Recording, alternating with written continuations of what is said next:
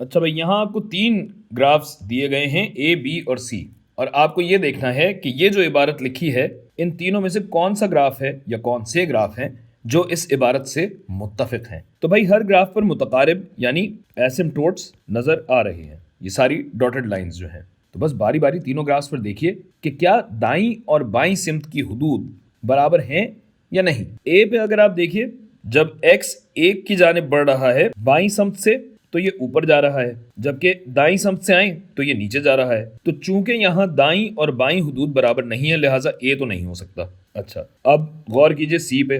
तो मुझे तो पता है कि बी आंसर है, लेकिन आप ये देख भी सकते हैं कि बी ही जवाब होगा, लेकिन सी पे जरा पहले नजर दौड़ा लेते हैं।